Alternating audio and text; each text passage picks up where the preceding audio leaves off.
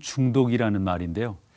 우리 사회의 중독 문제가 심각한 수준이라는 것이 전문가들의 진단입니다. 그중 청소년들의 중독은 성장 과정에 있어서 엄청난 영향을 주기 때문에 그 심각성이 크다 말할 수밖에 없습니다.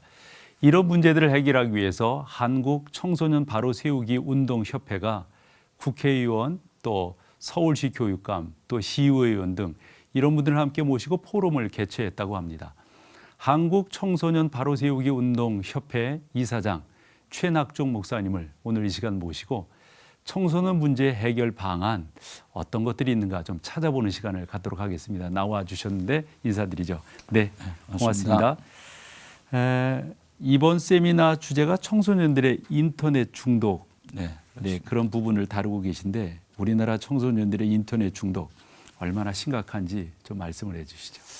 네, 그 여성가족부가 발표한 바에 의하면 우리나라 청소년이 한 170여만 명이 되는데 그중에 인터넷 중독 위험인자 가진 학생이 무려 10만 5천 명 정도, 그다음에 스마트폰 중독의 위험인자 가진 학생들이 24만 명 정도로 그렇게 발표되어 있습니다.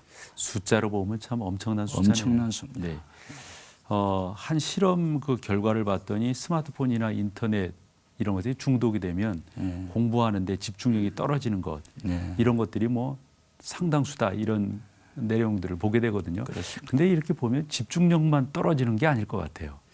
거기에 그렇죠. 더 다른 피해가 있을 것 같아요. 예, 그 기억력도 이제 저하가 되고요. 그다음에 사고력도 저하가 되면서부터 학습 능력도 떨어지게 되겠죠.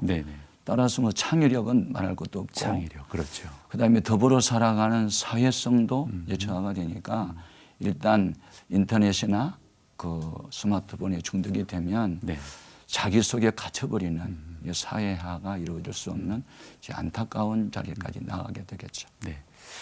혼자만의 공간에 이렇게 갇혀 있다 보니까 그렇습니다. 사실 하나님께서 우리를 만드실 때는 서로 공동체성을 이루라고 만드셨는데 어찌 보면 이런 것들이 신앙생활하는 청소년들에게도 큰 해악이 아닐까 싶어요. 그렇습니다. 이미 뭐 이런 스마트폰이라든가 인터넷 중독에 대한 여러 대안들이 있을 것 같은데 목사님이 이제 그쪽 협회 회장이시니까 나름대로의 대안들 어떤 것들이 있을까 싶어요. 좀 정리해 주신다면. 일차적으로 이 청소년 문제를 여성가족부에서 집중적으로 지금 다루고 있습니다. 그래서 전국 인터넷 중독 대응 지역 협력망이라는 것이 있는데요. 그것이 청소년 상담 복지센터가 무려 198개가 있고요. 또 일단 문제의 아이들과 이렇게 연계해서 그들 치료하는 병원이 179개나 있습니다. 병원이라면 우리가 일반적으로 아는 그런 뭐 아니 청소년 어떤 그 인터넷이나 스마트 중독을 치료하기 위한 그래서 여성가족부가 적극적으로 지금 나서고 있죠. 우리 청소년들이 어쨌건 건강하게 자라야 우리 미래가 밝은 것인데 이제 그 협회가 만들어졌으니까 이런 청소년들의 좀 미래를 좀 더 활기차게 열어주기 위해서 여러 가지 계획들이 있으실 것 같은데요. 그렇습니다. 그래서 이제 우리 단체가 정부에 건의한 것도 있습니다. 너무 학교 교실에만 가둬놓지 말고 저 체육도 시키고 음악도 좀 시키고 아이들에게 쉼을 얻어낼 수 있고 휴식 얻을 수 있는 음악회도 좀 하고 어떤 체험 학습을 좀 많이 했으면 좋겠다. 또 문화 체험도 많이 할 수 있도록 그렇게 해야 되지 않겠나. 그래서 무엇보다도 지금 전문화 시대이기 때문에 청소년 여러 가지 중독에 있는 아이들을 치료할 수 있는 전문가를 양성하는 것이 필요합니다. 그래서 우리 단체에서 앞으로 그 뭐 학교 폭력이랄지 인터넷 중독이랄지 그 밖에 여러 중독의 아이들을 치료할 수 있는 프로그램을 계속 개발 중에 있고 또 그런 전문 인력을 계속 양성할 계획입니다. 이번 16일 날 이제 그 포럼이 있게 되는 거죠.